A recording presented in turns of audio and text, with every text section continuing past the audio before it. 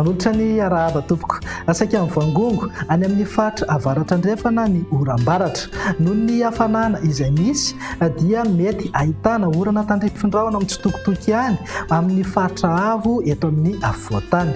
Mahakasika ny maripana izay ihany dia saika afana anevokevoka hatrany aloha isika atao anatin'ny 3 andro avy fa misongadina kokoa ny fiakaran'ny maripana ambony indrindra any amin'ny ilany andrefana sy atitany andrefana ny Madagasikara, izany hoe any Melaky, Miandrovazo, Malaimbany ary Manja. Mety ho tafiakatra hatramin'ny 7-30 degré mihitsy ny maripana ambony indrindra amin'ireo toerana ireo. Raha ny vinany toetry ny andro amin'ny rampitso maraina izao dia andrahoana na andrahoana mitsitokotoko ny any amin'ny faritra avaratra andrefana, mety ho lalovana orana tandrifin-drahona amin'ny voamaraina be ny morotsiraka ny faritra Sofia. Ho maina ny faritra sisa rehetra fa mety ahitana zavona ny voamaraina ho antsika eto amin'ny faritra anatiny. Raha ny tolakandro indray dia azo oram-baratra amin'ny manodidina Samborano, Sofia, Boeny, Betsiboka ary Melaky. Azo an'izay oram-baratra izay ihany koa ny aty Marolambo, Vatovavy, Fitovinany, Atsimo Atsinanana ary Fianarantsoa.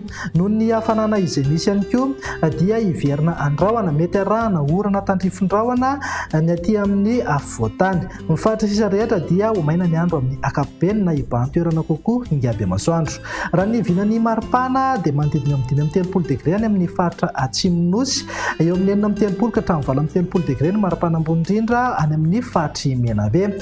Ho an'ny afovoantany kosa dia manodidina amin'ny 30 na 1-30 degré ny maripana ambony indrindra any amin'ny faritra avaratra andrefana, tsy dia misy fiovana firy fa eo amin'ny 4-30 degré.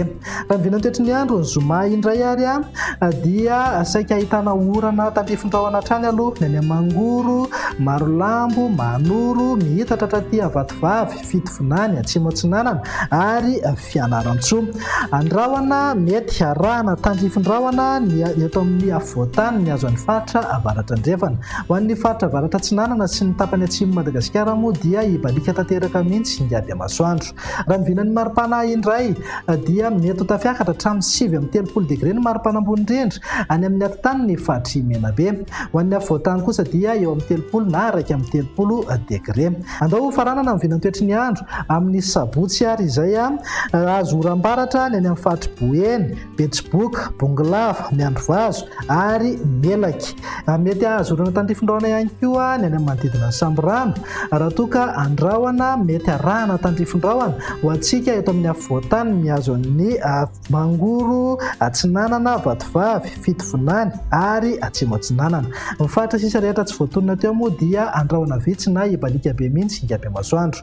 Ny vinany maripana eo amin'ny 30 na 7-30 degré ny any amin'ny faritry Menabe. Ho an'ny afovoantany kosa dia manodidina amin'ny 20 degré ny maripana ambony indrindra ary eo amin'ny 20 na 30 degré ny morotsiraka Atsinanana. Dia izay indray ny vinany toetry ny andro atao anatin'ny 3 andro avy manome fotoananao ho amin'ny manaraka indray. Veloma tompoko.